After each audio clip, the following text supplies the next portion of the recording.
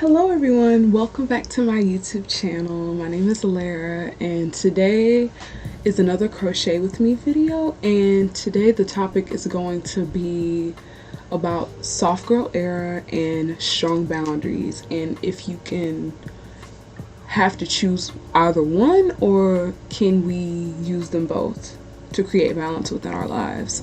So while I'm talking about this topic, I will be crocheting a granny square top, and it's so cute. I saw it on Pinterest and from an Etsy from the creator or creative Chunky Frenchie, and I'm so excited and inspired to recreate this top, so all rights go to this creator or creative.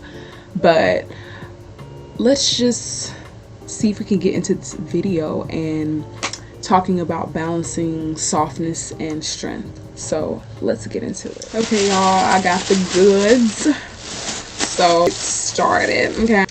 Okay, so now let's talk about like what is soft girl era. So to me, I'm gonna give y'all my definition of what soft girl era is, and then I'm going to pull up the actual definition of soft girl era. But my personal definition of soft girl era, what I think that means, I think it means, you know, being gentle, very feminine, and truly expressing, and not even expressing, but living a lifestyle of comfort, of ease, of softness. That's why it's called soft girl era, but just a lifestyle embodied in self-care. But I'm going to read the definition, the actual definition. According to ChatGPT or Google, soft girl era is a cultural and personal lifestyle trend characterized by embracing femininity, emotional vulnerability, self-care, and softness.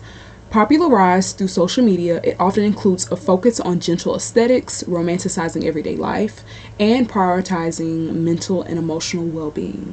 The soft girl era encourages slowing down, nurturing oneself, and expressing sensitivity and softness as strengths rather than weaknesses. So yes, I feel like this definition kind of tied into what I was saying about, you know, this feminine energy and just embodying like a lifestyle of well-being and like taking care of you.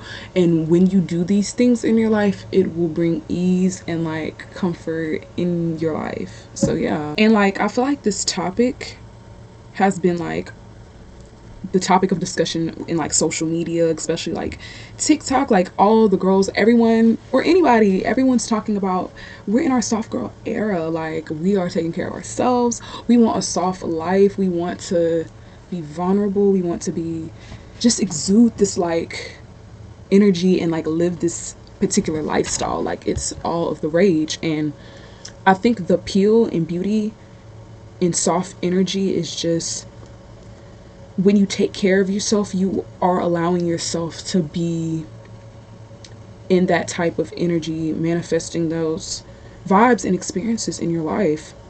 And but also I think a topic is kind of the pressure that is put on women to like stay soft, especially in this society, because it is very, it's like, okay, we want to be soft, but you know, the world and social media isn't always going to keep us soft. So trying to find that balance of being human, but because we're human and we're acknowledging all of these things that are going on in our lives and stuff, trying to, you know, how do I put it, like put the pieces together, or just because we're acknowledging, okay, like life isn't perfect, I'm going through this, da da da.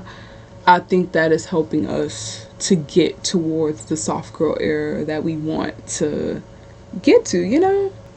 And I feel like also this leads into the topic of like whether softness is always authentic. And I feel like it's a double-edged sword to that answer. I feel like it's a yes and a no. I feel like yes, because we don't want to get into perfectionism, because we aren't going to be perfect all the time. We are going to express normal human emotions, such as, you know, getting upset, getting angry, and, you know, aggressiveness or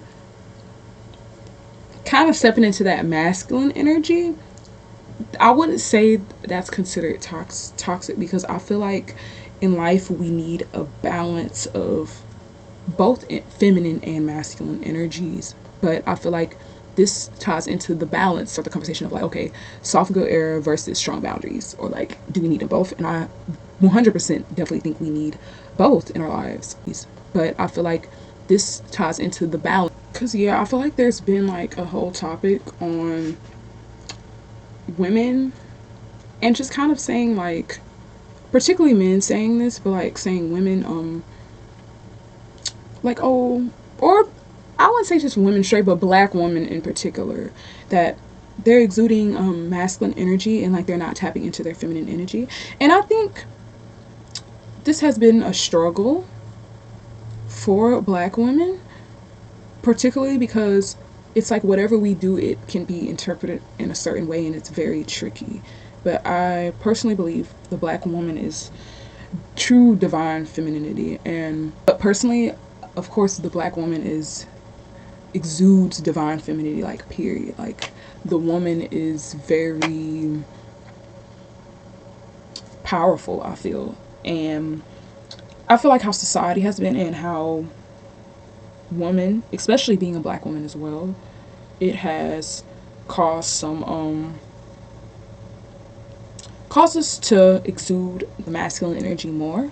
But I feel through what I'm trying to say is this expectation that's put on black women in particular, because it's like this stereotype of, oh, black women are very aggressive. But I think it isn't always aggressiveness, but I think it's because black women speak their mind and sometimes aren't going to tolerate things. And I don't think men like that. So it'll be called masculine energy. Now, I will say temper or anger expressed, I think that can be interpreted as a masculine energy. And now it kind of ties into this topic of, oh, black women have to stay strong, we have to be strong. And, you know, even just women in general as well, but like black women in particular, like, you have to stay or be strong. And I feel like that's just not an accurate thing that's placed upon us. So I think us giving ourselves grace, like, we're gonna all have human emotions, but let's not judge, especially judge black women for exuding certain emotions and being completely human like everybody else. But we can tap into that feminine energy as well.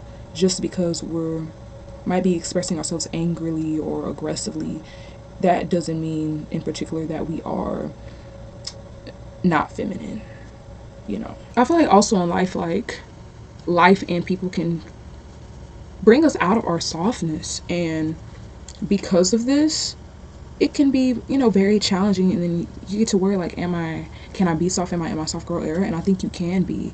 I just think the goal is to be gentle with ourselves, because that is leading us into that soft girl space, of that soft girl lifestyle we want to be in.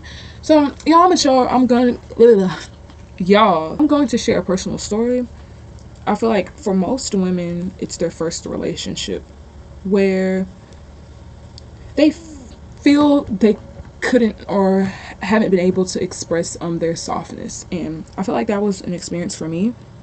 So personally, I feel like a relationship is supposed to keep you in your softness. And, you know, if the energy is right or the people are compatible with you, you will just naturally be able to like exude and like just give off that soft girl vibe, that energy. But, you know, if you're feeling threatened or just kind of just not getting along, you know, it's just going to irritate you and it's going to nag at you. And of course you won't be exuding this type of feminine energy, or you won't be living in this softness, because it's just not, this environment isn't ideal for you to be soft, even though you want it to so bad. Because, you know, a relationship, when you're in a relationship, not even just first, but just a relationship in general, like, you want that to be your safe space, you know, where you can be you fully, and you can be fully feminine and the woman that you are meant to be. But sometimes it's just due to certain things. It doesn't have to even be like a big deal. Just, it can just be not compatibility, or just like same likes and just differences can cause that not to be a thing. And I think these moments where it's bringing you out of your softness. I feel like it reveals a deeper need for just saying, hey, I need to change my life. I need to do something that helps me in this space. And now I feel like this brings us into that conversation of strong boundaries. I feel like they are definitely non-negotiable, in my opinion. I've learned and I've experienced it in my life. You know, like I always have said in my videos, I'm a recovering people pleaser. And that's very difficult to kind of trying to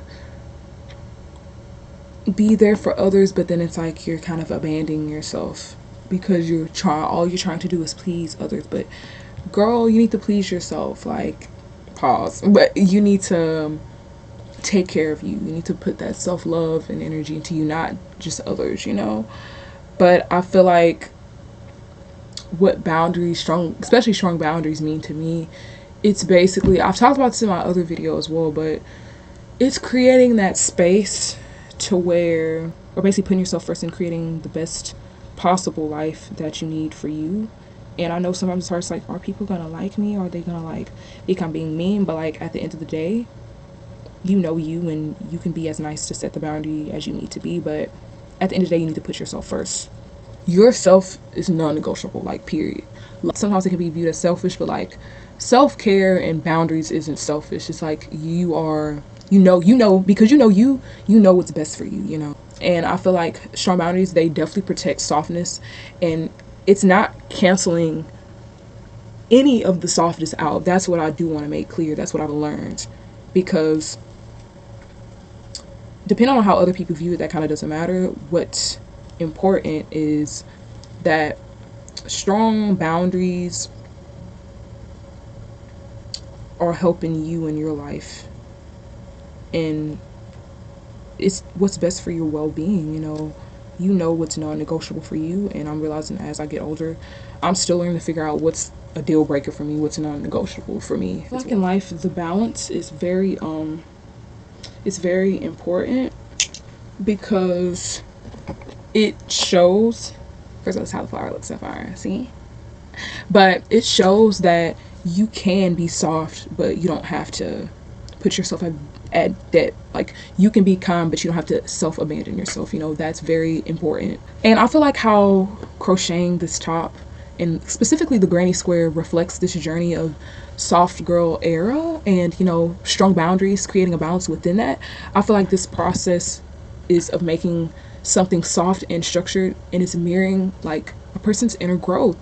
Granny squares can be equal or equivalent to like small pieces of care that are joining into something whole. Like, you're creating something that's very intricate and detailed. And just think of the concept of strong boundaries or boundaries. It takes boundaries to create the roles and structures and the rules of how to create this piece. And when it comes all together, it's creating something very beautiful in the end and very unique. So I feel like this concept is tying to healing through softness and structure, and also the role of creative rituals towards healing. One of my creative rituals clearly is crocheting, but also structures like routines, boundaries on, I'm going to have a routine, I can't hang out today, I'll catch you later. That's important for ourselves as well, and it supports our emotional softness, and it's kind of like bringing the stitches together, like the boundaries, and it's just supporting a lot of things.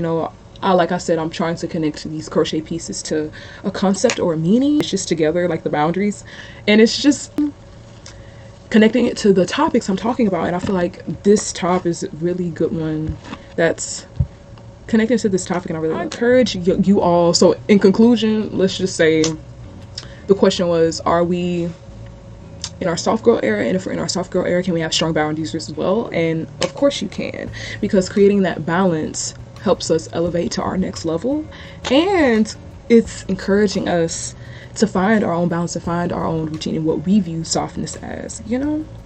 So a gentle reminder to everyone out there watching this video is that you matter, and because you matter, we want to step into our softness, we want to step into our potential, and we want to live that soft girl era. We want to live that soft era life in just a lifestyle that exuding feminine energy, a balance of masculine and feminine energy. But in order to get into our feminine energy, we have to balance our masculine and feminine.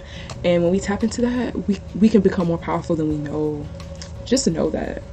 So y'all, at the end of this video, I'm going to show you the finished product of this granny square